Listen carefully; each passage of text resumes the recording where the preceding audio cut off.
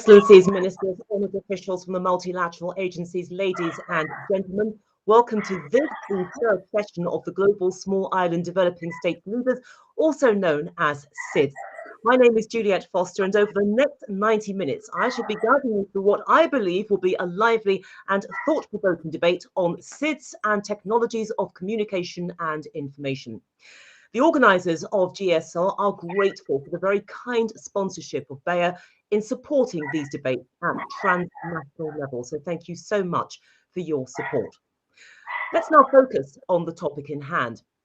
It's fair to say that the growth of technology has been nothing short of extraordinary, and that staggering rate of advance is showing few signs of slowing down. If you want to know just how staggering it is, then I'm about to dazzle you with some figures. By 2025, some 38.6 billion smart devices around the world will be collecting, analysing and sharing data. The web hosting services market is poised to generate over $77 billion. And currently, 4.66 billion of us around the world are internet users, although I suspect that figure has gone up since I first wrote it down. So what does that mean for small island states? Well, these states are among the beneficiaries of what futurologists have dubbed the fourth industrial revolution. Information communication technology is expected to mitigate some of the challenges that SIDS typically face because of their geographical remoteness, especially by facilitating access to product and service suppliers.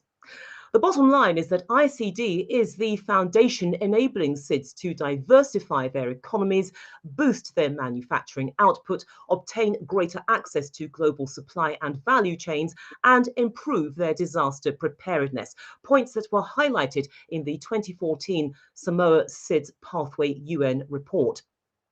Well, 7 years on from that historic publication, SIDS are continuing to make big, important strides in terms of the affordability and universality of their ICT networks. Mobile broadband coverage across the SIDS now covers 85% of the population, while the price of 500 megabits of mobile data has dropped from 15% of gross national income per capita to 8%. At the same time, the percentage of individuals living and working on these islands using the internet has risen to 56% between 2014 and 2018. So this is essentially a good news story, except the progress does conceal many challenges for small islands. Research points to ICT skills shortages, making it difficult to derive benefits from increasing upstream technology. There's also the issue of take-up. In the small island of Cabo Verde, just off the African continent, for example, around half of the population not using the internet said the most important reason why they didn't take it up was because they didn't know how to use it. Not to be forgotten in this debate is the continuing gender challenge in digital employment in some SIDS. In other words, how can we do more to back up the development of women in technology and digital entrepreneurship? So if you could, panel, I would like you to hold those thoughts because we are going to explore each of them with the help of our distinguished panel, of course, who've been drawn from the small islands themselves and, of course, experts from the UN family of organizations. They will each give a 5-minute speech outlining their position. And can I stress it has to be 5 minutes as we do have quite a lot of ground to cover in the time that we are together. And after those 5-minute presentations, I will ask each of you a question, and there will be more general questions towards the end of the session. We'll cross that bridge later. But in the meantime, I would like to invite to the floor His Excellency Jean-Paul Carteron, who is Ambassador of the Solomon Islands to UNESCO and the Food and Agriculture Organization of the United Nations. Ambassador Carteron is the co-founder of the GSL initiative with his colleague, Ambassador David Doyle. Donc, Monsieur Ambassadeur Carteron, bienvenue à cet environnement et la parole est maintenant à vous. Thank you, Juliette. Thank you to David. Thanks to him, we started with this GSL initiative and it is expanding now month after month. We have two main partners who are Seychelles, with the support of the Minister of Foreign Affairs, Radegonde of Seychelles. We have also Dominican Republic with the support of Mario Arvelo, who is the ambassador of Dominican Republic to FAO. And we are expecting in the next week to come a number of other delegations, other governments joining us in order to implement this new concept of transversal diplomacy that we wish for the future in order to address concretely the main issues related to small islands. I would like to thank Bayer. Bayer, we saw a beautiful movie or presentation. Bayer is supporting us, and I welcome Natasha Santos. Natasha is a brilliant and respected woman, highly qualified, and her activity at Bayer Crop Science Division as Vice President and Head of Stakeholder Strategy and Affairs is key for addressing issues of agriculture, food, and food security. She will speak about a very special issue, which is digital tools which are transforming agriculture and improving the life of millions of persons, improving or being in position of improving if we develop them. We will have also, and I would like just to say in a few words who are our guests. I thank all of them for accepting to participate in this debate. Angel Miguel Moratinos. Moratinos is the United Nations Under Secretary General, holding the post of High Representative for the United Nations Alliance of Civilization. If you did not have the opportunity to verify the activities of the United Nations Alliance of Civilization, I would suggest that you inform yourself, because it's a very, very key and important initiative of United Nations. He was Spanish Minister of Foreign Affairs and very respected EU Special Representative for the Middle East peace process. He worked a lot in the Middle East, and it would be useless to introduce Mr. Moratinos. Mr. Courtenay Rattray is the United Nations High Representative for the least developed countries, landlocked developing countries, and small island developing states. Thank you, Mr. Rattray. You are the person in charge of all these issues in New York. And I know that when you were ambassador of Jamaica to United Nations, you already served as co-chair of the group of friends of the Sustainable Development Goals financing. Peter Kenny-Lauria, co-president of the ACP-EU Joint Parliamentary Assembly. Mr. Kenny-Lauria is MP in Solomon Islands. He is actually, for him, it is midnight. Thank you to be with us. It's late. You served as an international civil servant in the United Nations Secretariat in New York, and as permanent secretary of the Ministry of Foreign Affairs in Honiara. Altai Sengizer, with a recording contribution because at the last moment he could not make it, is president of the General Conference of UNESCO, actually, and he will chair this conference in a few weeks when we open it. Malcolm Johnson, ITU Deputy Secretary General, replacing Gulin Zhao, the Secretary General. Mr. Johnson is one of the most respected ICT experts in the world, and his role as ITU is now key as far as so many post-COVID issues have to be addressed. Thank you, Mr. Johnson, also to be with us.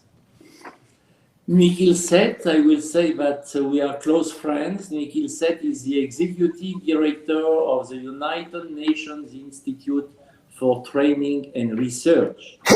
He has 30 years of service as an international and national civil servant, and a wealth of experience in leading, supporting, and managing complex portfolios, intergovernmental process, including United Nations conferences in the economic, social, and environment fields.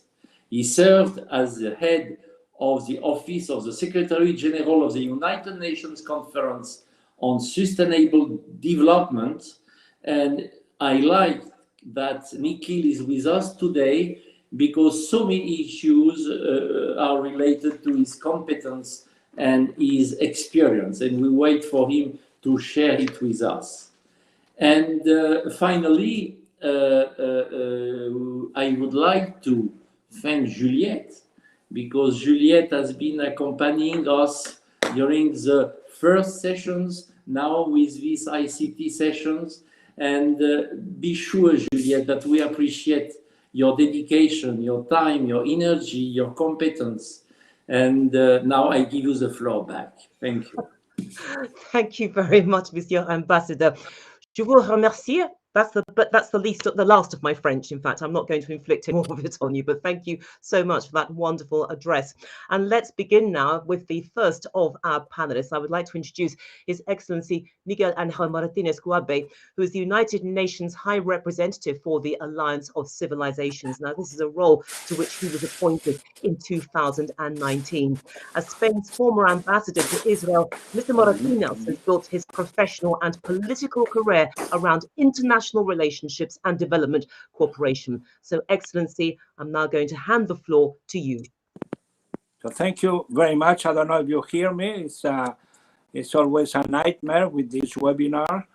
I hope that next time we could be having a person meeting, because I don't know, everything seems okay. I have a 100% connection with Wi-Fi, but the system is not perfect. So as Pope Francis said, we are much better connected, but we have not the capacity to interchange. So I hope that they will allow us to interchange and to express my thanks and my recognition to this event, and of course to my friend Jean-Paul Carteron, that have insisted so much to be in this panel.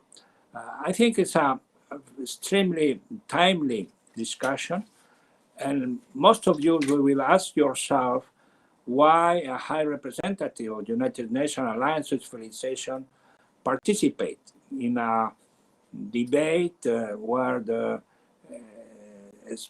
small island developing state have an interest to see how they have to really engage with new technology, when how the challenge of all these seed countries have to really reply to the tremendous, concern and challenges of today's world.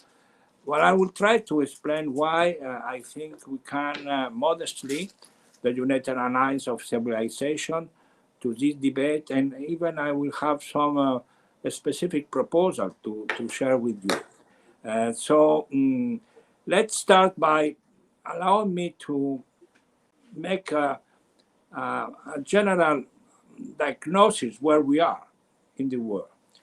And in order to be very short and brief, let me concentrate that we have a tremendous challenge that everybody agrees that we are unanimously together in order to fight the great challenge of climate change.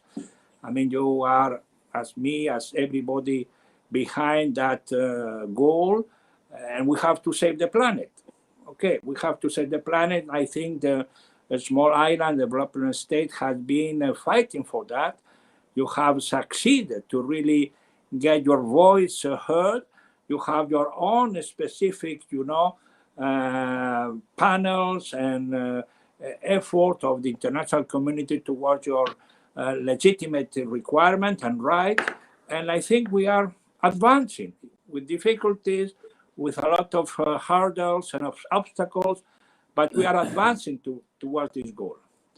But the second main goal, I think that sometimes we forgot, is that, okay, let's wake up one day and everything is green, everything is fine, and we have succeed on the climate change.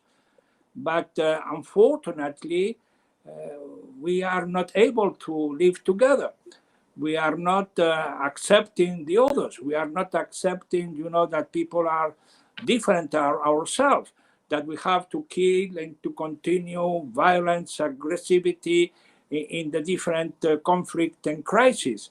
So we have to save the planet, of course, but we have to save the humanity. And that is where the main effort in the end, that is the message I want to convey to the small island and developing state. You are, of course, islands. Islands historically has been influenced by different culture, different religion, with a tremendous diversity. You are always welcoming people who harbor your islands. You have to receive them. You have brought up, your own identity made by different, origin and influence in the world.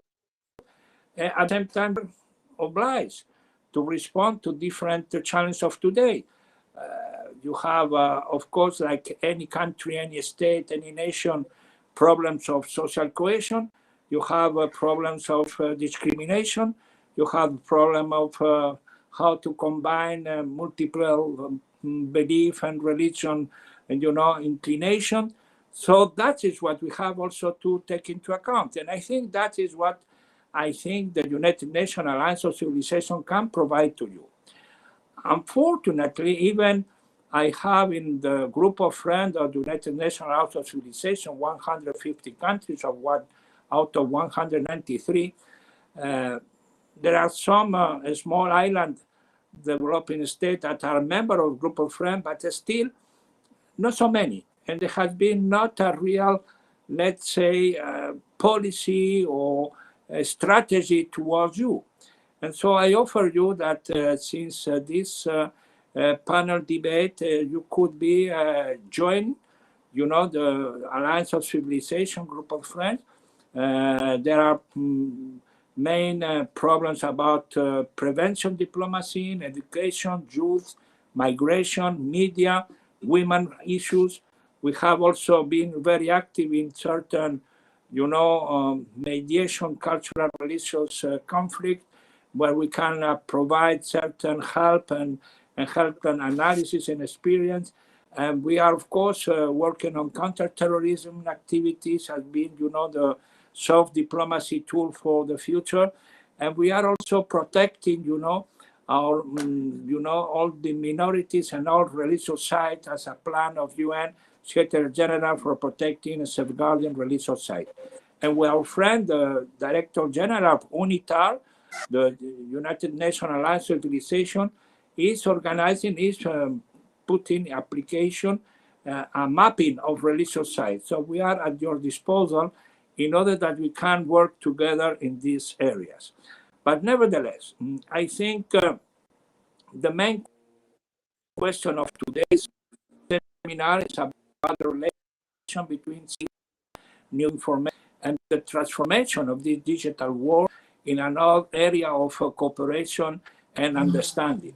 And I think that's also, I think we can do a lot of things. I will propose to the chair and the organizer of this seminar that we could have a regional or let's say a international gathering in one of your islands. Whoever you decide to take the deal, we will be much welcome with the United Nations Alliance of Civilization in order to analyze and to think together about the future, how we can work even much better and much more in the next near decade. So I think if we are a citizen of the world, if we want to preserve our identity of human beings, if we want to really have our say in our freedom and our responsibility, we have to ask ourselves about the, let's say, presence and surveillance of new technology. I think in the next years, we will have totalitarianism and economical. And I think islands of a small state, a small island state, developing states should protect themselves also. So all these issues have to into consideration. a final invitation that I know that in the FIRA Barcelona, it's international organization of Spain that is very active, already has been having in Mallorca, in the island of Mallorca, 2 years for the World Congress of Smart Island. So I think partisans Jean-Paul Carteron, you know, all the information about this World Congress, Smart Island, because there every 2 years they gather and they discuss the new technology about tourism, about technology, what we are going, and you, all the most prominent people who participate today in this webinar, are going to discuss. So with that, I will, of course, consider that at your disposal. I'm ready to continue to have this kind of a change and cooperation. And hopefully, we will meet in person in the next year in order that we can advance better and with more direct talks to this need and urgent cooperation that I think is fundamental for the stability and prosperity of all of us. So thank you very much, and thank you for inviting me to participate in this panel. Ambassador Martinez, thank you so much, because I'd like to put a question to you now, in fact, because we know that technology is vital in helping SIDS to fulfill their economic goals. But could online misinformation and indeed the potential for data misuse also threaten their progress and adversely affect the indigenous civilization within these small islands? I think so. We had been already working with, I mean, it's not a small island, it's Sri Lanka. After, you know, the attack in the Catholic churches, we developed with some technological company a logarithm that prevents, through the study of Facebook change and information they have, the different group and different communities, how this violent and hate speech, you know, discourse is being developed. So, of course, I mean, like everybody, we are in favor of science and new technology, new instruments for having, you know, the capacity to understand better the others and to stop this violent discourse, but always with the precondition that we are the one who decide how and when have to be decided. I will always fight in order that we protect ourselves from this let's say, surveillance society that some of them try to impose to us. Excellency, many thanks for your thoughts there and your answer to my question. Let's now meet our next speaker, who is Ambassador Courtney Rattray, the recently appointed United Nations High Representative for Least Developed Landlocked Countries and Small Island Developing States. He is also an accomplished diplomat with a distinguished career in the Jamaican Foreign Secretary. Ambassador Rattray, it's a pleasure to see you. The floor is yours. You have 5 minutes. 5 minutes. Thank you very much, Juliet, and thank you for so effectively framing the context of our discussion this morning. Excellencies, distinguished ladies and gentlemen, let me thank the organizers for your kind invitation. It's such a pleasure for me to join this esteemed panel, and I do need to say that it's also a signal pleasure for me to see my good friend Peter Kenny Lario on this virtual stage together with us. I think we are all well aware that SIDS are confronted by a variety of developmental challenges, not least of which are the multidimensional vulnerabilities to external shock. Advancing economic recovery, promoting socioeconomic and climate resilience, and accelerating the pace of human capital development are some of the core priorities for small island developing states. The COVID-19 pandemic has obviously upended many of the strategic developmental plans of these countries and just aggravated their pre-existing challenges. Whereas this can be said of many other countries, the impact on SIDS is disproportionate given their small, open, and less diversified economies. Against this backdrop, prospects for their recovery remain uncertain at best, particularly given their traditional low rates of economic growth coupled with high debt service burdens. Colleagues, in short, the reality is stark. The tourism sector of these countries continues to struggle. Access to concessional financing remains restricted. Fiscal space is also limited, impeding efforts to mount effective COVID response and relief measures. And moreover, the socioeconomic impact of the pandemic is compounded by the increasingly adverse effects of climate change and their attendant natural disasters. What we need urgently is a concerted international effort to tackle the structural vulnerabilities of SIDS. But first and foremost, more needs to be done to address the impacts of the pandemic and bolster the recovery measures that are being taken by these countries. This will require stronger international partnerships mobilized around a multifaceted recovery effort. The pandemic has also exacerbated the severe financial constraints that SIDS face. Their need for liquidity to respond to emergency short-term requirements is critical. SIDS have been exploring innovative measures to stimulate long-term sustainable investment, as well as strategies to gain access to concessional development finance. This is an important means for them to advance the structural transformation needed to reposition their economies for a sustained, resilient recovery. We need to expand eligibility to concessional financing based on a well-defined multidimensional vulnerability index.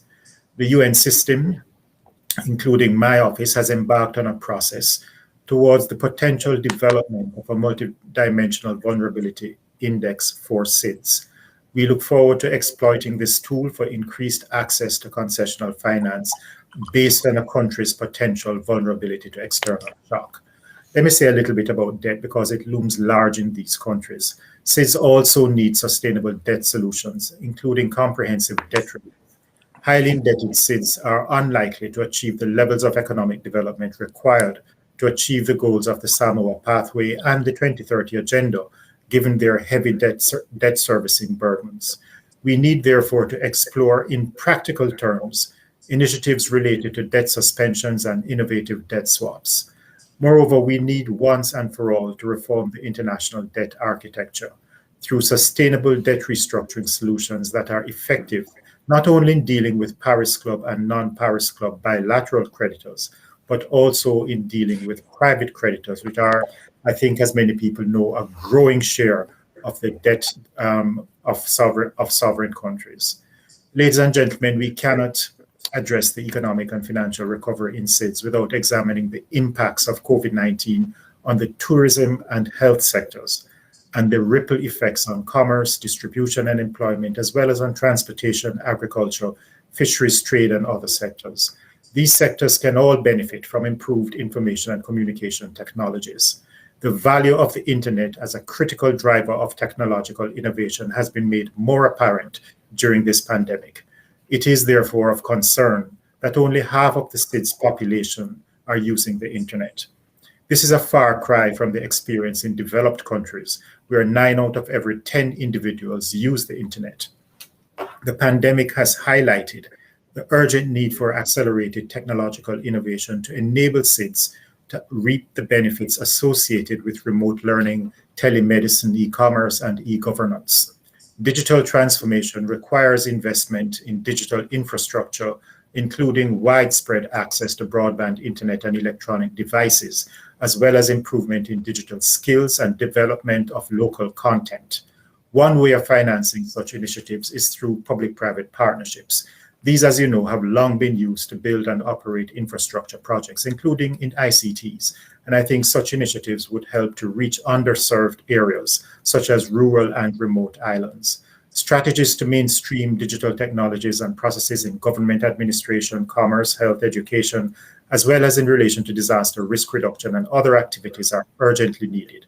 These strategies must be supported by improved education and training to optimize the productivity enhancing potential of digital technologies. Ensuring that accessible and quality education and lifelong learning opportunities are available to all will be essential to accelerating recovery, as well as to achieving the wider development objectives of inclusive economic growth and social development while building more resilient communities. Thank you very much. Ambassador Rattray, thank you so much for that presentation. I'd like to ask you the following question, because look, we've seen this rapid upsurge in technologies of communication and information. Does it mean that small island states are on the fast track to defeating the developmental challenges that have really hindered their growth for decades? Let me turn back on my mic. Can you hear me okay? Yes, we can hear you. Thank you. So, short answer, Juliet, not yet. I wouldn't go so far as to say that SIDS are on the fast track of defeating their developmental challenges, as you say. You know, there's a good reason why the term middle income trap has been coined. You know, the countries that are considered to be middle income represent, let me see, 5 billion people, 70% of the world's population. And these countries have found it extremely difficult to make the transition from low value added to high value added industries. So this sort of structural transformation takes time, and some of the structural gaps that need to be surmounted relate to the development of their digital societies and economies. I think digitalization can be a driver of structural transformation.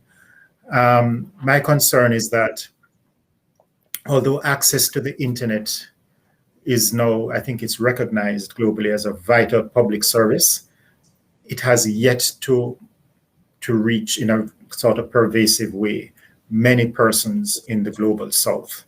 The figures that I have, which is pre-pandemic, just before the pandemic, 2019, is that whereas 87% of people in developed countries use the internet, that's in 2019, the figure for small island developing states is 52% on average.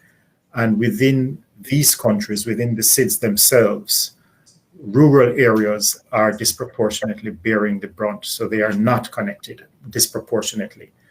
And I think this shows that most people in these countries and SIDS are not fully benefiting from the rapid expansion of digital technology and the opportunities that it offers. And I think this is an untenable situation. And I think the pandemic has shown us the urgent need for accelerated technological innovation. So, Juliet, I think we have a ways to go.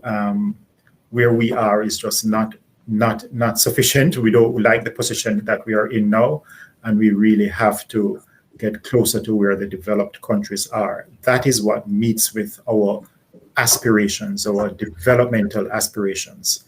And I think we can get there, but the elephant in the room is the finance piece. We have to figure that out. And as I said in my opening remarks, we need to deal effectively with the skills gap. So education and training is critical, and even language barriers. You mentioned in your opening remarks, Juliet, about Cabo Verde.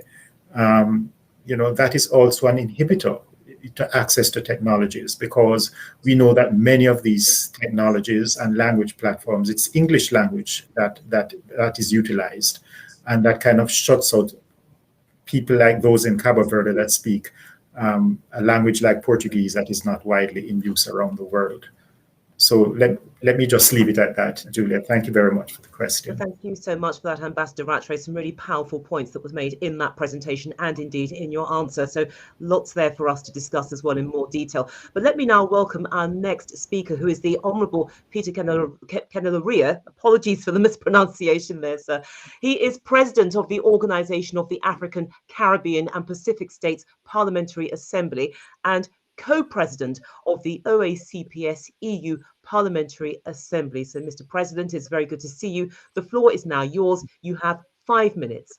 5 minutes. Thank you very much, Juliet, for that kind introduction. And once again, it's a real honor, a real privilege for me to be here, joining you this evening. Like I said, it's just past midnight over here in Solomon Islands, so I think Cinderella has definitely gone back to the pumpkin. In terms of the daylight, lack of daylight over here. But it's always a pleasure to be here. I would just like to thank GSL Initiative for this kind invitation for me to join this esteemed panel, particularly Ambassador Jean-Paul Catteron as well as Ambassador David Doyle, the co-founders. Thank you very much for this opportunity and for this platform. And of course, Ambassador Catteron is also Solomon Islands UNESCO representative, as well as FAO representative there. So thank you for the work you continue to do for Solomon Islands. That's the politician in me congratulating you for representing Solomon Islands where you are. But I think in terms of small islands moving forward with some of the issues that were already raised by the previous speakers, it's always good to look at the picture about involvement of SIDS in the discussions going forward in terms of how we can get out of this pandemic together and even better, and also the idea of not being sidelined in the processes going forward. I think that is very important. And over here, I would like to acknowledge the stellar advocacy work that USG High Representative Rattray is doing at that level at the UN in terms of advocating for SIDS throughout the world. There's the Samoa Pathway, and all of those documents are a recognition about the recognition that the globe has given to small islands already in terms of the voices and the concerns they have, the unique special case that small islands have. And I think it also translates right down to ICT issues that we just heard Ambassador Rattray just mentioned. I'm very happy as well to see friends like Nikhil Seth, who's there, who understands very well the issues that small islands go through with all his experience and years at the UN, and particularly in DESA, before coming to his high position as well with UNITAR. But the idea about small islands and the risk of being left out is real in terms of moving forward. And with the introduction that Ambassador Catteron mentioned, that there is a risk of being sidelined moving forward in terms of small islands' voice with their unique circumstances, particularly on this idea of ICT, connectivity and connections. I think the numbers speak for themselves, as we just heard from Ambassador Rattray, that there is, on balance, not many of SIDS that are accessing internet. That's very true for Solomon Islands here. The coverage for phone is quite good in terms of phone coverage around the country, but the access to internet is very low.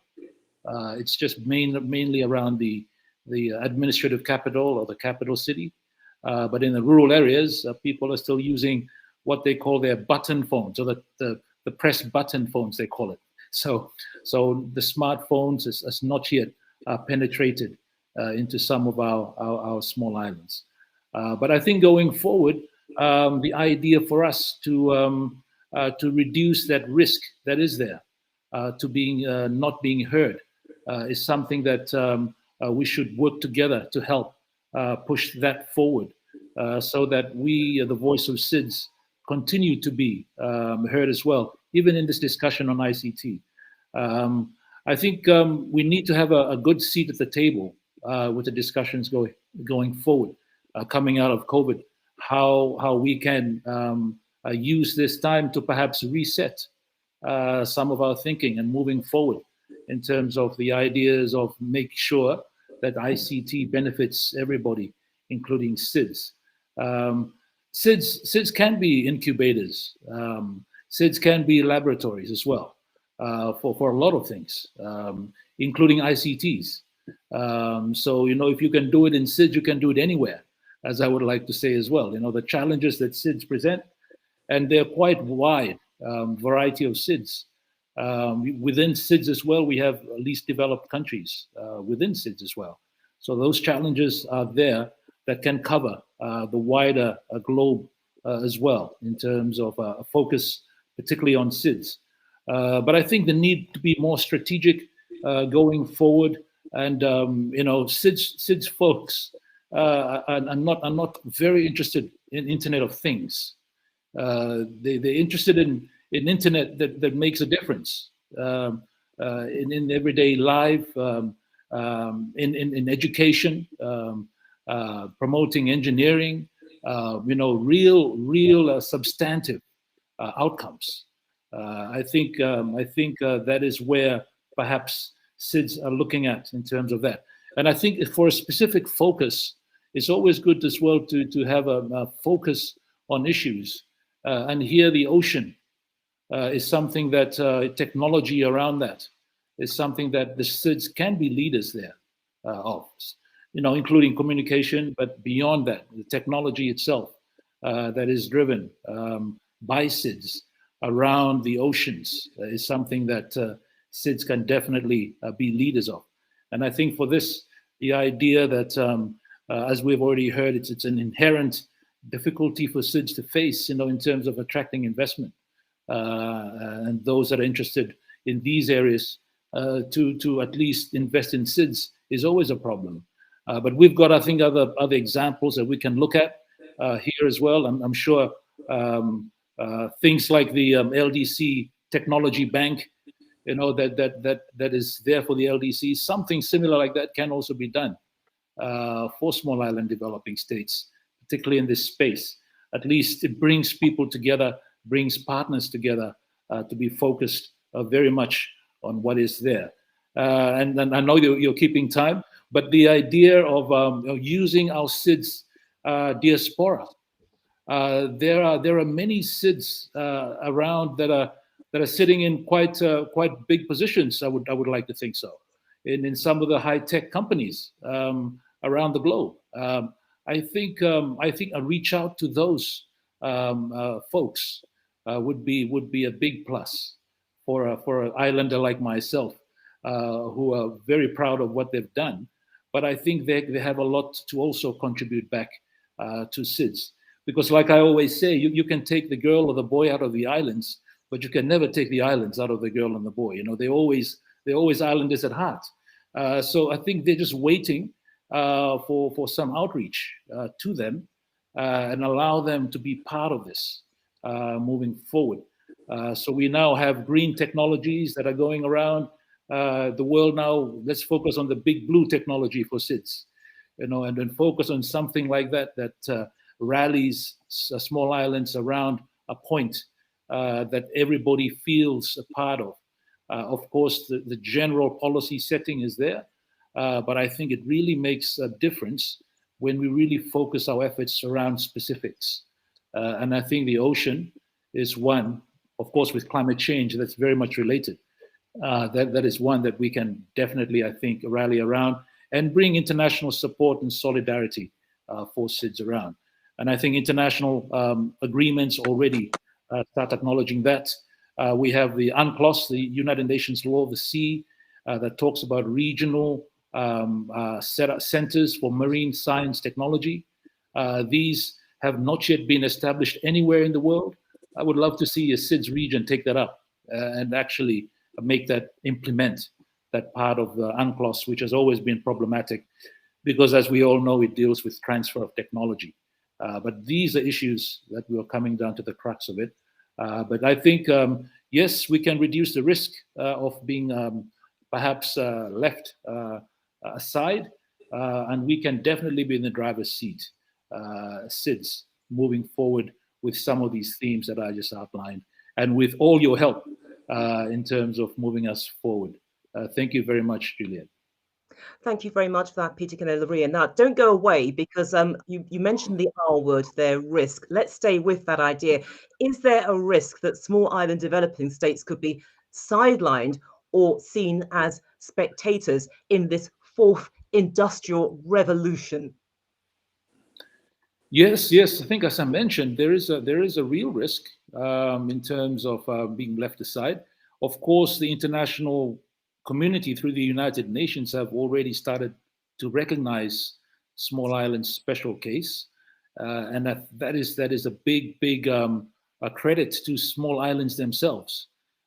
They have since Rio the days 92 and onwards been very vocal and quite effectively so in terms of advocating for their issues But I think when it comes to ICT, there is a real risk still to be left aside, because SIDS run the risk of being boxed in to one particular agenda, which might be climate change, or perhaps ocean, and people start forgetting about the others that tie them all together, which is ICT as well.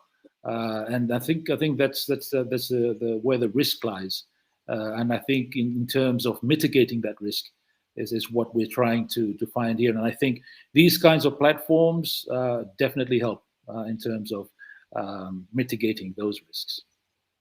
Peter Candelaria, thank you so much for that. I want to bring in our first speaker, in fact, return to him, His Excellency Miguel Angel Moratinos, because I know that you have to attend a meeting very soon. But before you part company, I want to put one final question to you, and I want to look at oversight policies. What oversight policies in your position should be envisaged by SIDS governments who are faced with these rampant ICT developments that we've been hearing about, affecting all aspects of small islands' indigenous society, especially with the young people?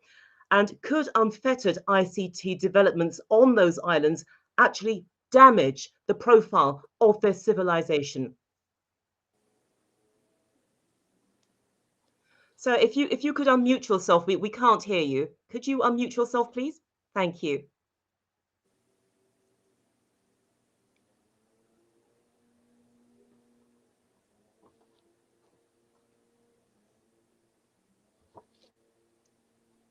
I think we have a few technical difficulties there. Yeah, we are now connected. I think we can hear you, Ambassador. Can you hear us? Yes, I think now. You hear me now?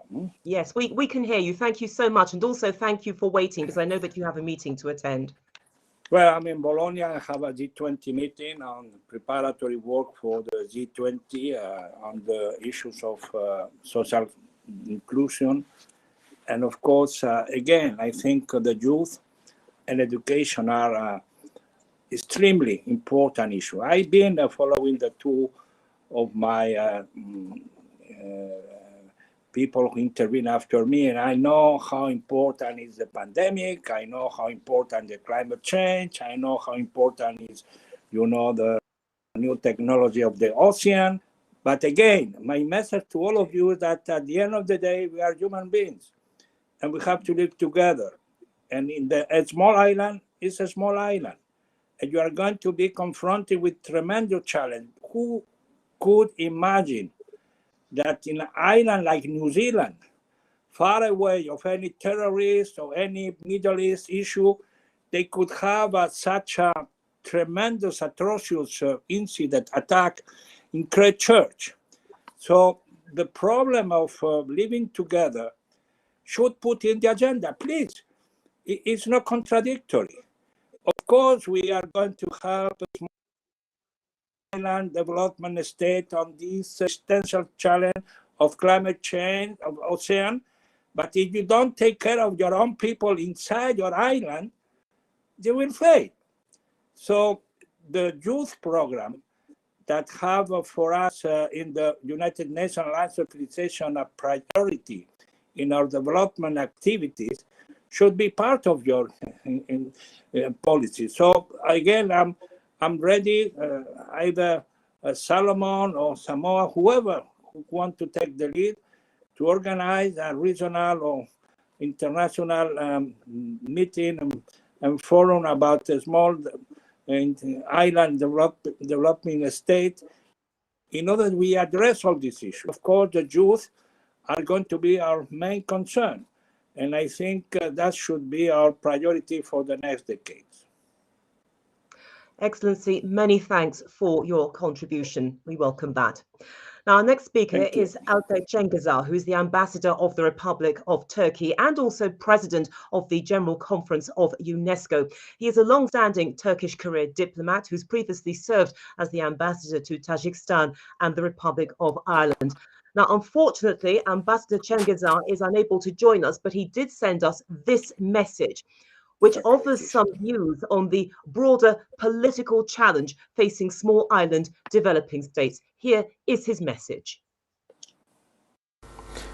esteemed High Representatives, esteemed Presidents, distinguished guests. It is my pleasure to be able to speak to you today, and I would like to commend Ambassadors Corcoran and Doyle for taking this timely initiative. I hope we will never arrive to the point where we see whole nations on small islands leaving their countries. But on the other hand, there is a high probability that we might. And this is the essence of this conference. Some years ago, we started to see salt water intruding below the farming areas.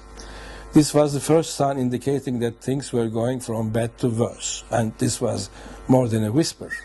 Warming climate was altering ocean currents, and even after some 20 years, nobody wants to take care of what is going on in faraway islands out at sea, hence the growing need for viable strategies of resilience. When COVID-19 struck, the SIDS, which are dependent on tourism, were hit much harder than many. Indeed, the SIDS are acutely vulnerable to such modern ravages. Furthermore, many among the SIDS have also experienced sharp drops in international remittances. This was on top of their already very high shipping costs and other associated problems. It's apparent that the SIDS are exposed to extraordinary environmental vulnerabilities, hence the special risks they face. And in a small island nation, disasters hit every individual. As the international community, our pledge is to leave no one behind. For this to happen, we need to pursue resolute and determined action. In practical terms, it is time that richer nations start putting more capital into the multilateral development banks. Likewise, it is the time that richer nations tax their fossil fuel industries to help cover the rising global costs that their fuel production causes. If we really believe that as humanity our fates are intertwined, then it's time to really mean it. Thank you again for this opportunity, and I present my very best regards to each and every one of you. And a big thank you there to Ambassador Altay Cengiz for that message. I'd now like to call on Mr. Malcolm Johnson. He's the Deputy Secretary General of the International Telecommunication Union, the United Nations specialized agency for ICTs. Mr. Johnson, thank you so much for joining us. The floor is now yours, and you have 5 minutes. 5 minutes. Thank you very much, Juliet. Good day to everyone. Thank you, Ambassador Doyle, for the invitation to join you today.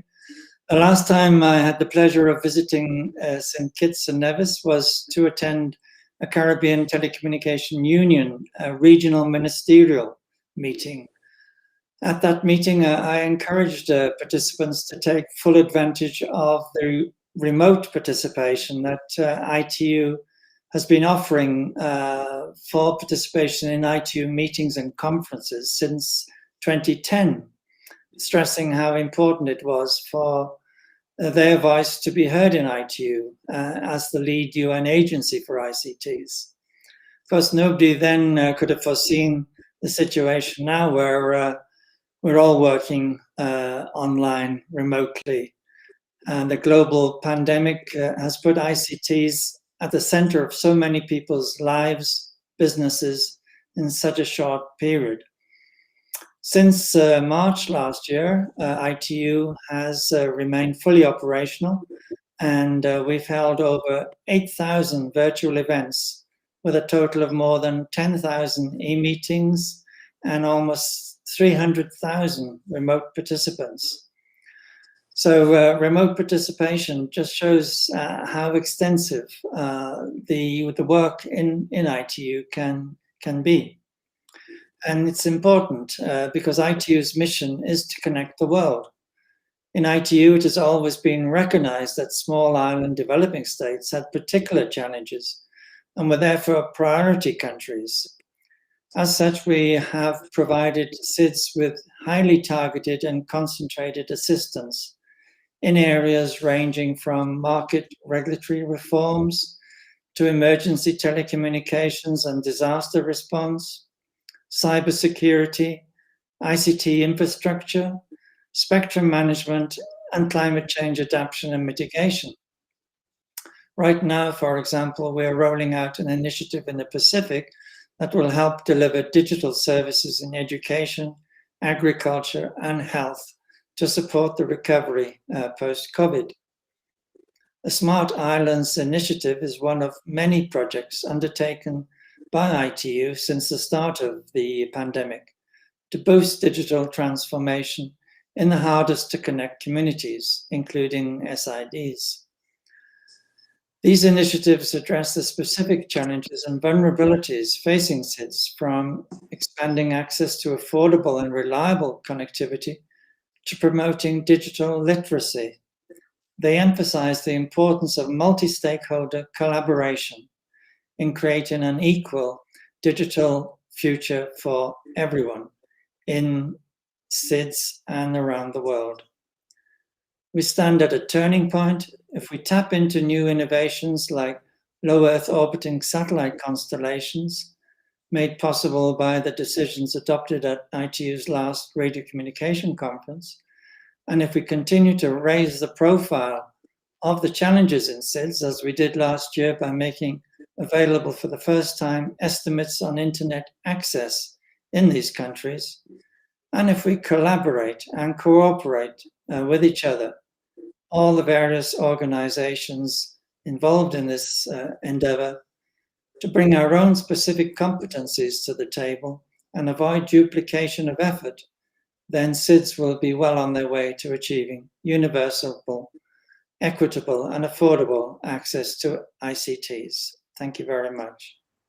Malcolm Johnson, thank you very much. Before you go, because I do know that you have a meeting to attend, and I appreciate the fact that you stayed on all this time, there is a question I would like to put to you, because we know that the ICT market structure in most SIDS is built around having a small number of ICT suppliers. So given that, what steps, in your view, should be taken to achieve optimal and equitable access of this technology at a reasonable cost to the SIDS governments themselves? Yes, well, thank you. As you mentioned at the start, Juliet, one factor is that people often don't know how to take advantage of the technology. Other factors include lack of awareness of the advantages of connecting, lack of relevant content online in the local language, and in particular the cost of connection, which is still much higher in SIDS than most countries. This can be due to the international connection, many countries still relying on satellite-only connection, and the small domestic market that doesn't offer industry the return on investment that can be achieved in other market segments, such as the urban areas. So industry needs to be incentivized. The regulatory frameworks need to be harmonized. Industry cannot afford to be dealing with different regulatory regimes for small markets where there is little return on investment. So this is why regional cooperation is so important, to develop a larger community with harmonized regimes, including spectrum management, so that the use of the spectrum is harmonized across the region, and incentives to encourage investment. COVID has shown how effective individuals and businesses can be in setting up and driving their business online, often from home. Reliable, fast, and affordable international connectivity opens up huge potentials for SIDS. As has been seen in the Pacific Islands, once a cable has landed, there's a huge change in the situation available to people. So to this end, ITU works in assisting SIDS in their spectrum management and the choice of appropriate technical standards. That's very important, so that they benefit from the economies of scale coming from worldwide harmonization. ITU advises on the best legal and regulatory framework for SIDS to implement digital transformation and capitalize on the fourth industrial revolution. We also help SIDS carry out a national assessment of their innovation capabilities, so as to identify whatever gaps there are and how to set about addressing them.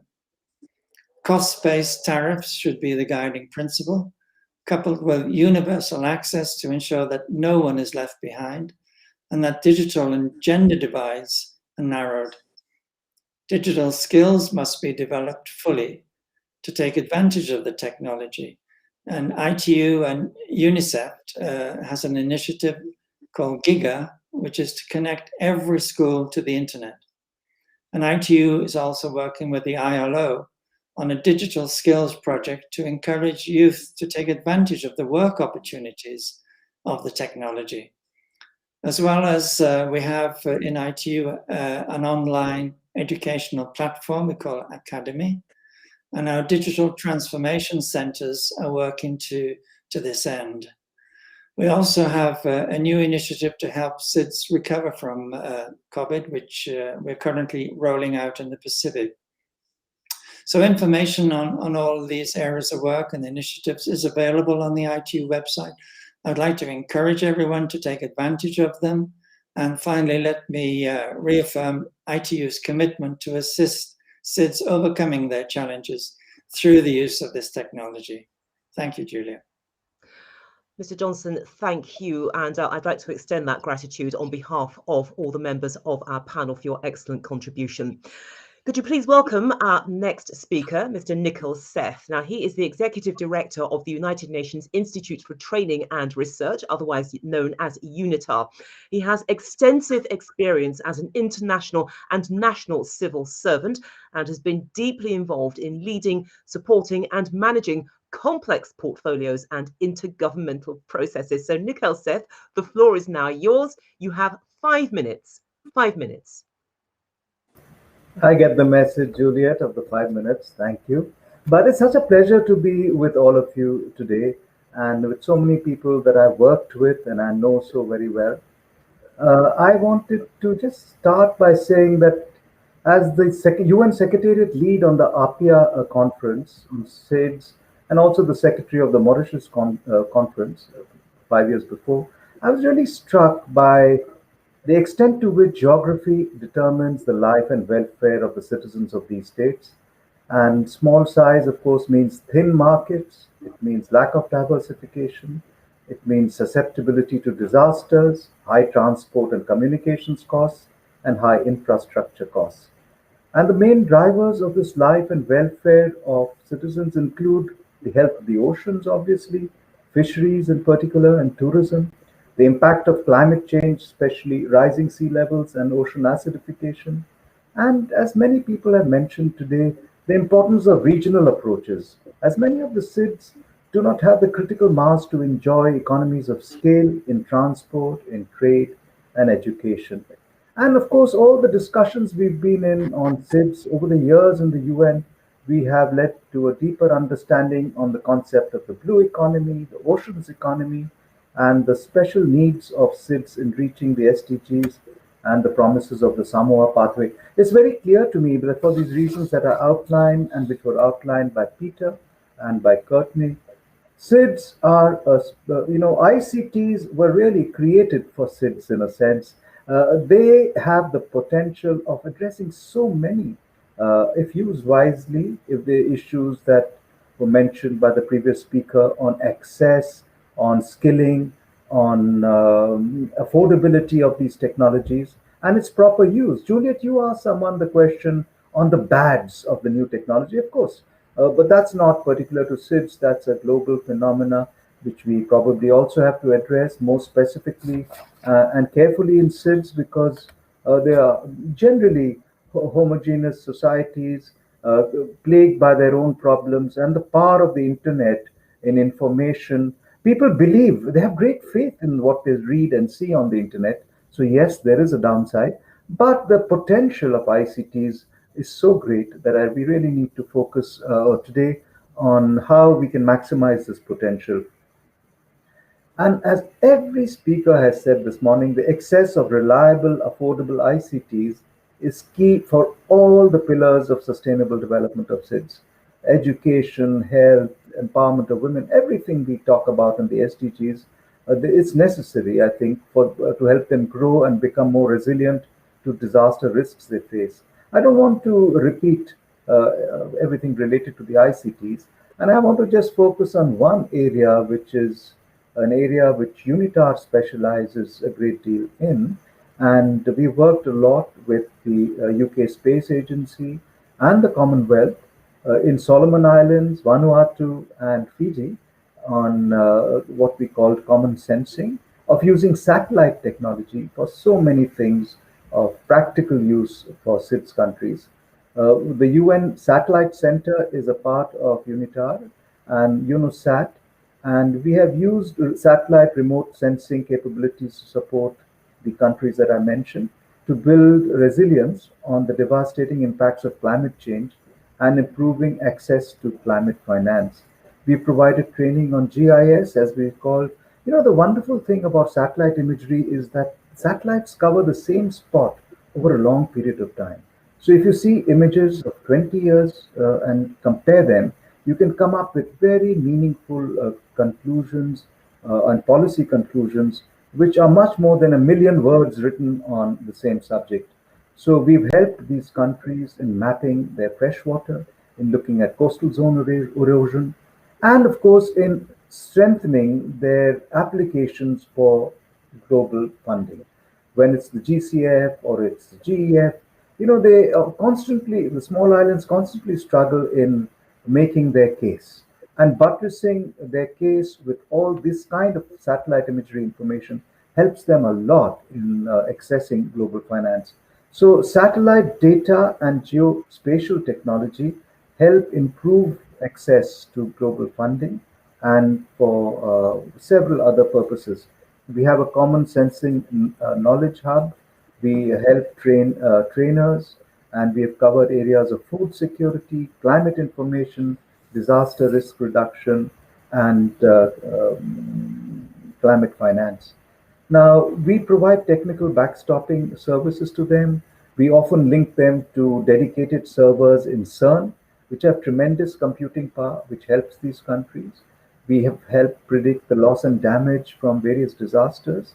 And I think we have very many interactive dashboards and maps to help the governments and field offices to make timely, cost-effective, and inclusive decisions.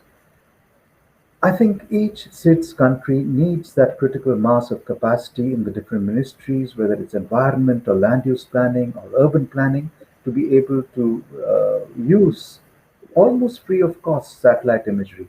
If you have the capacity to analyze them, you can do much more with this technology.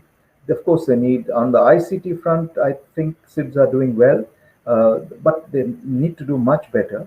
They need better regulatory environments and better underwater fiber optic connectivity. The other area I just wanted to briefly mention in those 5 minutes is that in the field of education, what I've learned in UNITAR over the last 2 years, a lot of people talked about the COVID impact, but during this period, we have managed to increase our beneficiaries by 400%. We've moved from face-to-face to completely online support to countries. And that is what I realize is that the democratization of education and the unleashing of the potential of ICTs in education is probably the greatest thing that we can do for SIDS countries. Of course, there are issues which have been highlighted below on the training and skilling and access and content and formulating all these programs in ways that are small island states friendly for their citizens. But there is great potential in helping us universalize many of the skills, the education, and the things that are needed for progress in each and every one of the Sustainable Development Goals. We are always there, UNITAR, as we have helped these 3 countries that I talked about. We want to expand our work to the Indian Ocean countries, to the countries in the Caribbean, and we want to bring about this universality and access to our master's courses, to the courses we do on waste management, which is all issues which are very, very important to SIDS. So let me end there, Juliet, and say that ICTs are doing fine. They can do much better. And now we need to focus a little more on the skilling of people in the access, affordability, and use of ICTs in many of these countries. So back to you, Juliet. Thanks very much for that, Nikhil, because look, I want to follow on from some of the points which you made there, because we know that there are large-scale connectivity projects that are actually being built in some small island developing states. They're greatly expanding job opportunities, and that's all very well and good, but it doesn't change the fact that there is still evidence of a so-called brain drain. So my question to you is, how can ICT be harnessed to upscale that education that you were referencing, and also the training, especially with the youth, so that basically they may decide, well, actually, it's not worth leaving. We want to stay here. Yeah, that's a problem, Juliet, which doesn't go away very easily in most developing countries. And it's not a SIPS problem, but what Peter said really resonates with me. We've got to learn how to use the diaspora, and bring them for the country's good. And the depth of sort of love and the need to give back to your countries is so strong in the diaspora. What we have failed to do is to collectively pursue them to bring their brains back, no matter where they live. They could be in the island country or they could be in Silicon Valley, but they have so much talent to give back. Many of the things we're talking about, say satellite applications or ICT applications or skilling or education, we've got to learn of how to harness. Many of these are people under 35 with this passion of giving back to their countries. We've got to learn how to bring their brains back to work no matter where they are. So I think that's the answer of the question you posed to me, Juliet. Nikhil, sir, thank you so much for that. And I'd now like to welcome, in fact, our final speaker, who is from Bayer, and Bayer is the sponsor of this event. So please, let's welcome Mrs. Natasha Santos. She is Vice President, Head of Global Stakeholders Strategy and Affairs for Bayer, which is the German multinational pharmaceutical and life sciences company. It's also one of the world's largest pharmaceutical companies too. So Natasha Santos, thank you so much for joining us. I'm now going to hand the floor to you, and you have 5 minutes. 5 minutes. Thank you, Juliet. What a pleasure to be here with such distinguished panelists, exchanging views in a topic that is so important. Digital tools can be a lever, as mentioned by many panelists, can be a lever to accelerate the achievement of the Sustainable Development Goals. And today I will focus on innovation and digitalization for the agricultural sector around the world, which is my area of responsibility at Bayer. We have been witnessing, there is no doubt that digital farming represents one of agriculture's most exciting frontiers. Through advances in application technologies and science, it has the potential to help us solve one of the sector's most pressing issues, how to feed a growing population while minimizing our environmental impact. Because the more digital farming is adopted, the more precise a farming can be, and the fewer resources farming uses. These are positive for the resilience and the sustainability of the system overall.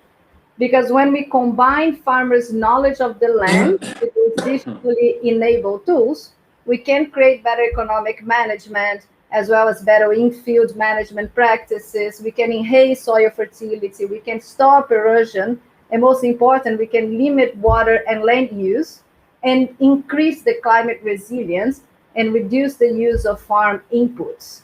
So many digital tools are becoming especially scalable and increasingly cost efficiency.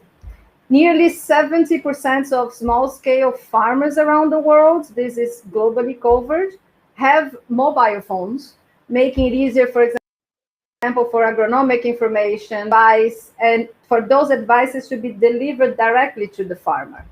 Using those digital applications, simple digital application, smallholders can order seeds, can check the weather, can assess pest infestation, or even when available, rent and operate a drone. They can as well increase their direct market access to trade their goods. So digital applications and software are not just for large farm operations. Many tailor-made applications for small-scale farmers, such as a FarmRise app from Bayer, is a tool with the same mission and vision of digital agriculture as we have for medium and large farming operation tools, Today, this tool is used for more than 100 active users in Asian continent, for example. Another practical example I wanted to share today is around partnerships, which was mentioned by some of the panelists. Our Bayer Foundation is a funding partner, for example, of the work of the Mercy Corps ADF2 program in the African continent. In this case, the program has already designed, tested, scaled digital services and products to boost the of 2.4 million smallholders farmers in East Africa. And more importantly, 38% were women. Arafu, derived from this program, for example, is an interesting digital content and is interactive learning platform that is personalized and free for its learners, the farmers.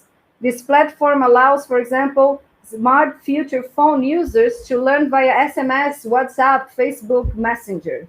So developing this learning platform, Arifu digitized the agribusiness traditional in-person training and product information dissemination, helping those farmers to access good agricultural practices and improve their farming activities. So other simple ideas like those can be as transformation. But the reason why they can be transformation, and because we have seen the power of those tools around the world, we believe that digital farming should be, for example, on top of government strategic agendas, because setting the right course of action and incentives can help drive adoption and help transform the sector's sustainable future. But some aspects, of course, must be considered, a few that were mentioned today as well. We need to improve digital infrastructure in rural areas, such as broadband connectivities and mobile networks, because without access to broadband, entire communities are left behind in today's information-driven economy, particularly those in rural areas. Another aspect is to highlight positive effects of digitalization in policymaking. Digital farming enables more sustainable and resilient manner of farming. This fact should be reflected in agriculture policymaking. However, it's paramount that the digital technologies which play a role in agriculture policies offer tangible and measurable policy impacts to farmers, environment, and society as a whole. And lastly, we believe it is important to promote agriculture capacities and supporting the development of necessary skills. Some of that, I'm referencing agriculture, but a lot of that was mentioned by the panelists today as well. The wider adoption of new technologies might be hampered by the lack of possessed digital skills. Farmers may be lacking necessary capacities to identify, adopt, analyze, and successfully use digital tools, or be constrained by inadequate connectivity infrastructure. Many digital platforms and tools require an understanding, awareness, and trust on the applications and the possibility that those platforms offer to the farmers. So as stated by FAO, digital technologies are transforming today the agri-food systems. And while this is an important development everywhere, and I mentioned a few of our projects around the world, it is of a great importance to remote areas such as seeds. So the expansion of those technologies that are already improving smallholders' access to information, inputs, market, increasing production and productivity, streamlining supply chains, reducing operational costs, they are out there. So let's continue to work together to accelerate opportunities to share information and unlock potential of collaboration where possible. Thank you very much, Juliette, for the chance to share some of the private sector thinking here today. Thank you. And thank you so much for that insight. And I'd like to put a question to you, because you talked there about the importance of digital skills, something that I'm sure we all agree on. But let's apply that to the gender technology divide that was referenced by some of our speakers. How concerned should we be about that in these small island developing states? And what does your organization believe the authorities should be doing to address it? Because the technology is out there, and as you've rightly outlined, it can really change the way that communities function, particularly in terms of agriculture. The technology can actually revolutionize the way that food is produced to feed growing populations. But again, it comes back to that gender technology divide as well. That's a great question. And funny enough, I took a lot of notes during the day, especially on this topic.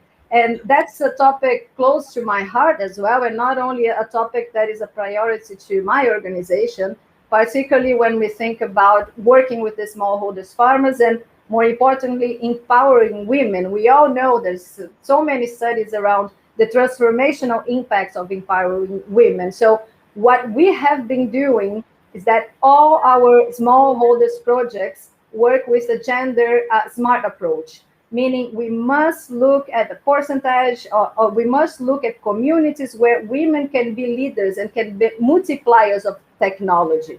One way that we have seen around the world that it works is you get a woman to be the leader multiplier in their community. You help the women to have access, to have the training, and to be an entrepreneur to their community on the benefits of that technology. And then with other people and other women on the community, it creates an ecosystem sharing knowledge. It's a peer-to-peer knowledge exchange. So it shares knowledge, but then it creates, of course, all the socioeconomic benefits of having women empowered in communities of the remote area of the world, or big countries like India, for example. So this is something that a lot of our projects focus on when we think about gender approach. And then, of course, access to finance and investment in education, particularly for women accessing areas of IT or accessing around digital technology. Target educational programs is very important and can be boosted, of course, by governments or via public-private partnerships. So thank you for the question, Juliette. This is a very important topic that we need to have top of mind. It's an absolute pleasure. Thank you so much for that. Indeed, a big thank you to all of our panelists for your excellent contributions. But we are not done yet. I am going to ask you some further questions. But before that, let me extend my gratitude to the other co-founding partner of this GSL event, His Excellency David Doyle, Ambassador of St. Kitts and Nevis to UNESCO, also a long-standing international diplomat based in mainland Europe. So, Ambassador Doyle, I want to put the first question to you. But before I do that, we have to say goodbye to Ambassador Rattray, because I know that, again, you have to leave us, but thank you so much for contributing to this, discussion and also bringing some depth to everything that really we have heard so far. So Ambassador Rattray, thank you so much for that. He does have another speaking engagement. But Ambassador Doyle, let me turn the spotlight on you. From your perspective, can you gauge the progress that small island developing states are making in terms of improving their connectivity levels? Is it really a simple case of good, bad, or perhaps more room for improvement? Well, quite visibly, there are huge gaps. It's very much a question of room for improvement. And just to go back to Under Secretary Rattray's point that something like 52% of all SIDS citizens have access to the internet. I mean, the question must arise, this is a chicken and egg situation. Is it because they lack the connectivity, or is it some other reason? Let me just focus, I think, my answer on optimal broadband performance. And, empirical evidence shows with some conviction that if small island developing state governments, with the help of international organizations, can achieve a maximum optimal broadband performance, it has two major implications for these small island states. One, it can greatly improve market coordination. It can reduce information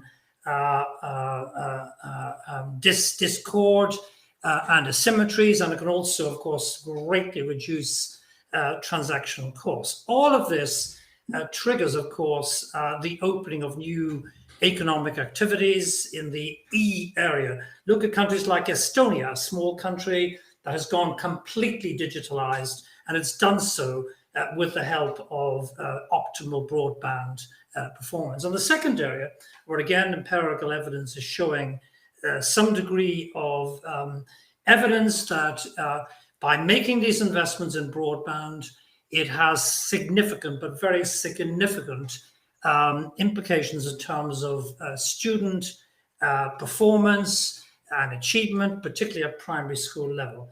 So, I mean, quite visibly, these are two important issues where ICT has some direct implications. But there are four, as I see it, major challenges that small island states have to overcome. The first is ensuring competition quality. It's not just enough to show that they have sufficient quantity of competition, but we also need the right quality as well, which can help to drive down costs, improve coverage, and improve, obviously, the quality of services. Secondly, duopoly. And this, again, seems to be a general consensus on the part of ICT experts that a small market size is not an excuse to sustain a duopoly type situation. Thirdly, the impact of so-called over-the-top internet services. These go beyond cable, broadcasting, and satellite TV to provide a range of services like WhatsApp and Skype, which have actually led to a massive reduction across the SIDS in terms of traditional fixed telephony services. But the issue is it has to be part, this new over-the-top, as it were, internet type services have to be part of the overall ICT mix. And last but not least, and the critical issues for me, is securing improved international connectivity via submarine cable networks. And again, there's an overwhelming consensus showing that those SIDS countries that do not operate or are not linked up to submarine cable operations have a distinct competitive disadvantage. So let me just talk about 4 areas that SIDS could consider in terms of expanding its broadband connectivity. First of all, piggybacking. There's actually a lot of evidence to show that submarine cables planned in certain destinations or already in existence bypass many small island developing states in the Pacific and the Caribbean and the Indian Ocean and elsewhere.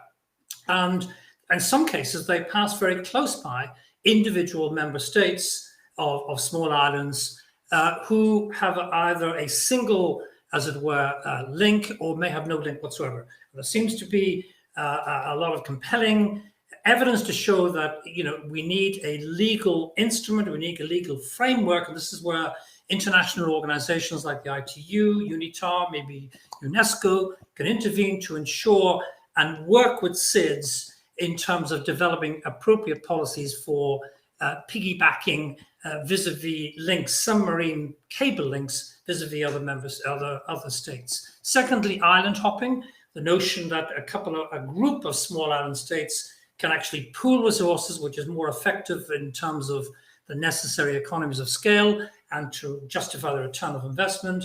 Minimizing barriers to entry is another important issue. We still have massive barriers. This may require, of course, to provide major ICT companies with tax waivers, wholesale access to local markets, reducing overheads such as licensing fees, land costs for landing stations, and low cable landing fees. A combination of those could help to provide a much more attractive inward investment environment. And the other major issue linked to this, of course, is the ensuring open access, ensuring that that ownership and control by 1 or 2 maximum providers does not become, as it were, the modus operandi. It's quite visibly not the way forward. But in order to do this, you need to have, and governments need to adopt an open access policy. In other words, the same conditions for all the operators who would probably require the governments to set up a special purpose vehicle in which operators across the world would purchase shares that provide them with access to amount of bandwidth corresponding to the size of their actual share investment. And last but not least, regional hubs. I think there's a number of cases, notably in the Pacific, where significant transit points and hubs already exist in countries like Fiji, which have been used by Tonga, Vanuatu, Samoa, in order to ensure onward connectivity via Australia and the United States. But let me just, as it were, conclude by saying all of this does not obviate the need to have a national ICT strategy. And this again is where international organizations, notably those on this particular panel, can help sit down with these small island developing states and work out a structured, tangible, national ICT strategy that suits each of the member states in turn. Last but not least, clearly there are issues relating to skills or skill gaps that need to be filled, and indeed the research is showing that these skill gaps are sometimes more important than the development of hardware limitations, but clearly these need to be put into the mix in looking very carefully at the national ITC strategy. Thank you, Juliet.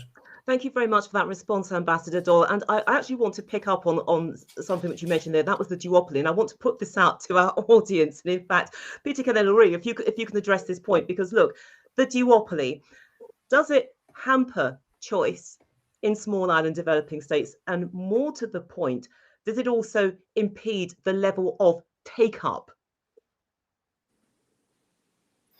Yeah, I think that definitely has an impact. And I think it differs as you go from island to island as well, in terms of the actual impact of those duopoly. But I think the main challenges that is faced perhaps for majority of the SIDS is really the issue of cost. That regardless of who is the player in town, internet costs are generally quite high. Already, and that is just something that always comes down to the perhaps the size of the market not being big enough to perhaps investors make money from. But I think those are some of the challenges going forward that we can really look into. And I think I really appreciate some of the ideas already by Ambassador Doyle there about these special vehicles. More work on the regional side. These are already in existence, some of them, but I think moving forward, I see those as low-hanging fruits, in terms of getting folks together and discussing really concrete things to address things like the internet costs and bringing those down. For example, Solomon Islands, we benefited from Australian aid. So they pulled a cable, our first ever fiber optic cable from Sydney down through to Solomon Islands. And in the middle of the Coral Sea, they split it up. One goes to Port Moresby in Papua New Guinea, and one comes to Honiara in the Solomon Islands. And that was something that was given. Pretty much the cost was borne by the Australian government, and that was something that was made at a political level. There were, of course, geopolitics at play that ended up with that kind of a specific arrangement. But those are areas of opportunity that small islands definitely are always on the lookout for, and working together with partners together. Yeah, the importance of partnership. And of course, Yes. Bayer has certainly intimated that they're willing to work with many small island developing states. Sadly, we've had to lose Natasha. Everybody has to go to meetings. That's always the tragedy of these things. But we will soldier on, because there is still plenty of ground to cover in the few minutes which are available. And again, I want to put this out to all of you, because clearly there is a lot of work that has to be done. Progress has been made, but there is still some ground to cover. Excuse me. Some ground to cover. What I'd like to know is what effect, what impact is that Gulf having on innovation in the region? Because the real danger is that SIDS are potentially missing out on the disruptive benefits from new technologies that we hear a great deal about, such as blockchain and AI.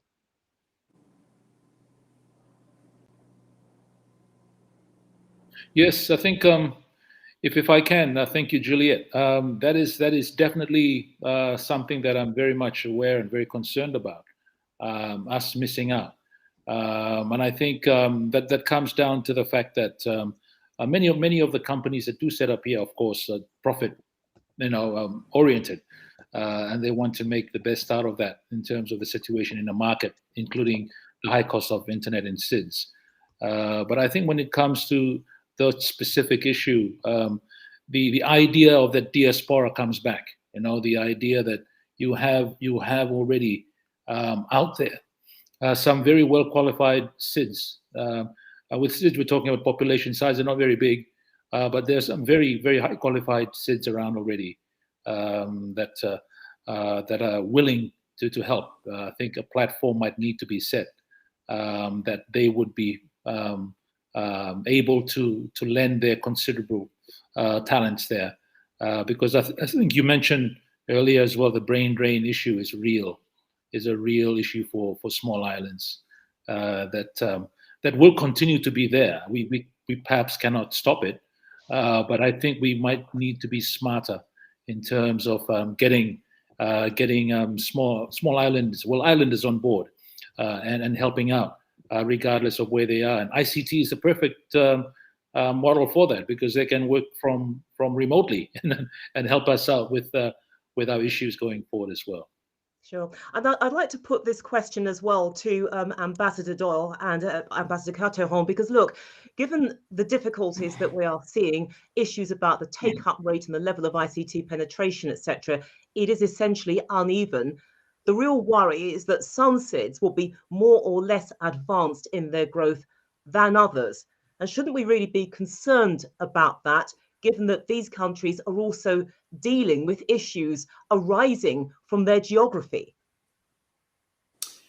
Yeah, I can perhaps offer some thoughts here. I mean, one of the big challenges in any small island developing state, 38 of them recognized by the UN system, is a limited pool of talent. That's the way we refer to these islands. You get some very talented people, but there are very few of them.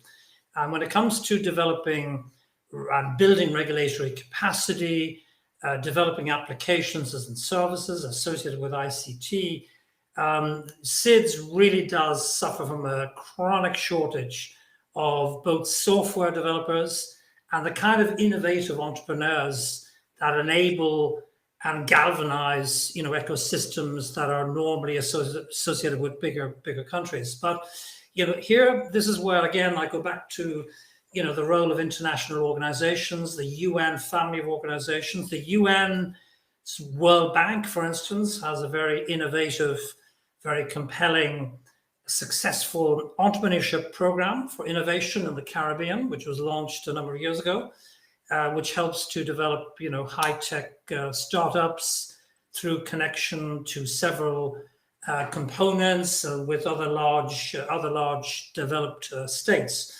So perhaps what we need to do is to expand this World Bank Entrepreneurship for Innovation program, perhaps link it up with some input from ITU, from UNITAR on the training and educational side, perhaps from UNESCO as well, and maybe the World Bank, which has the financial capacity to be able to advise in this area of financing innovation. But quite visibly, this has to be done, though, on a transnational basis. It is not the role of any one UN organization. And we need to, I think, come together and build and galvanize the best of experience across the entire UN family, but also not to exclude, by the way, the European Union and other international organizations, and indeed non-government organizations that have some expertise in this area of developing software developers and innovative entrepreneurs. Jean-Paul, perhaps you have something to say? Yes, the real question, Juliette, is the issue of world integration. If I speak of the Pacific region, David is coming from Caribbean Islands. It is 8 to 9 hours of plane. When you go to Solomon Islands, and it is the closest country from Europe, the first one, just 2 hours and a half from Australia. From Paris, you must fly and spend time in airports for about 30 hours. So it is 60 hours to go and to come back. And we are talking of one of the specific issues related to the SIDS and to the Pacific, which is ICT. But globally, we should find a way of integrating these countries in the world concert. I welcome, since 12 years, I have been ambassador of Solomon Islands. I welcome from time to time delegations from the country I represent, and they are very competent, very active.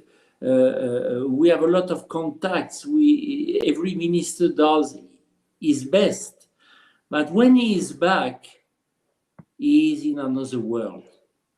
And as Peter said, ICTs are the key to integration, but it is so difficult to realize integration because the lack of communication and the difficulties of traveling to these countries. So I have been pleading at UNESCO and other international organizations for Pacific to be considered as a continent in itself.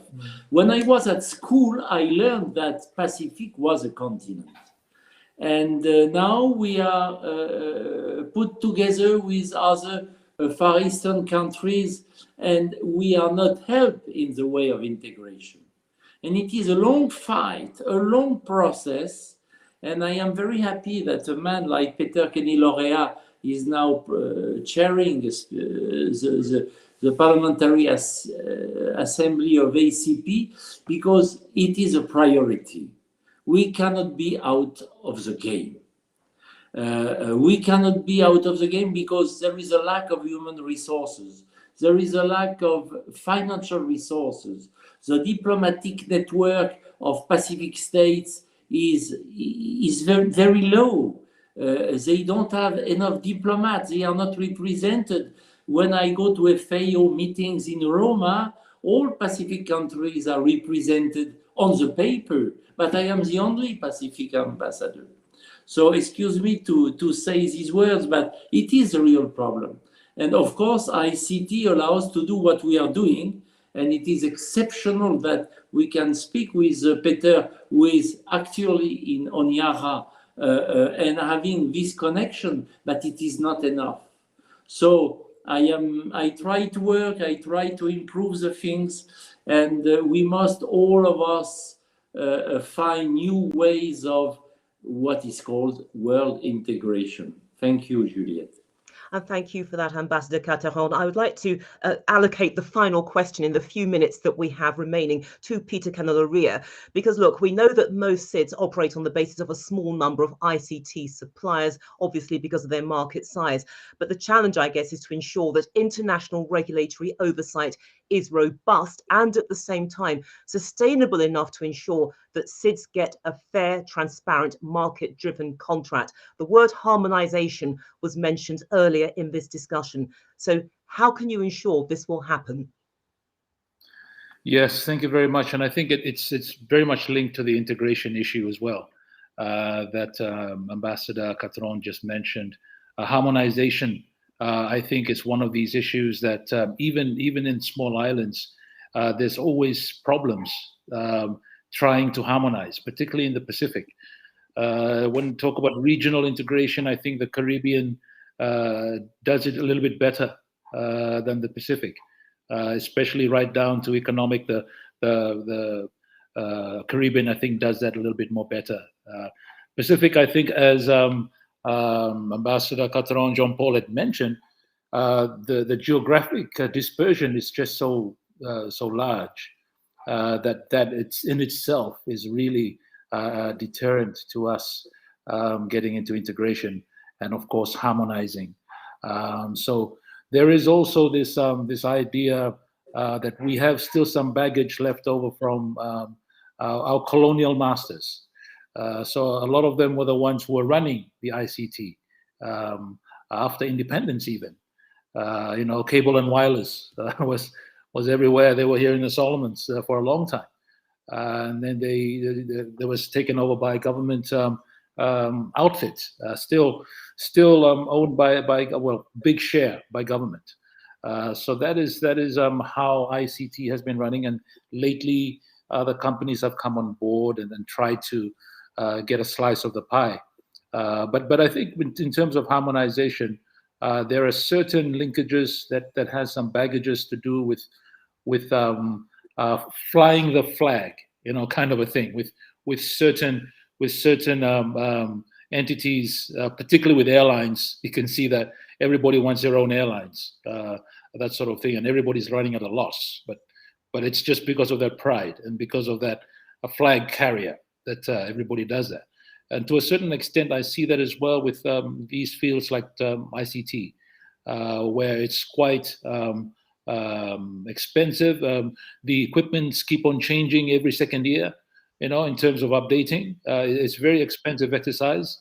If we need to be in touch with the rest of the world, these technologies are changing rapidly. And sometimes it can be quite a burden to try and keep up with everybody else, and we get left behind. So, for example, in the Solomons, we had that wonderful fiber optic cable that's been laid, our first ever. But when it got here, our telecom towers were out of date. So they were outdated. So we're still not benefiting from the real speed that we were promised. And that is because of our towers are not don't have the latest equipment to handle that speed, and these things keep changing almost every year. So I think harmonization, and when it comes to regulations, we will continue to depend on international organization with the ITU that will continue to lead and guide us. The World Bank has been very instrumental in terms of uptake and supporting some of the telecommunications companies here in the Pacific, but also in the Caribbean. As well, in terms of that, I don't want to name these companies, but they've been involved, and I think going forward there will still continue to be a need for that, in terms of support for SIDS. It is just the way it is. Until costs come down, we are waiting for satellite to be a big player for small islands, because I think the overhead cost might be a bit lower in terms of infrastructure setup. As a member of parliament, I set up 7 satellite dishes for my high school in my constituency, which is a very, perhaps in the Solomons, one of the least developed constituencies, in terms of that. And I put them to the 7 high schools, and that has made transformative changes just in the last 4 months since I was able to facilitate that for them. And it's the first in the Solomon Islands. They have never done that in terms of other honorables working on that, because many people don't see ICT as infrastructure here in Solomon Islands. Infrastructure has still got that classic definition of a road and a bridge, and in the small islands, a lot of wharves and jetties. And yes, they do involve that. But ICT is a major infrastructure nowadays, and it's slowly starting to resonate. But until governments, including in SIDS, start to pick up on that seriously, we will continue to struggle.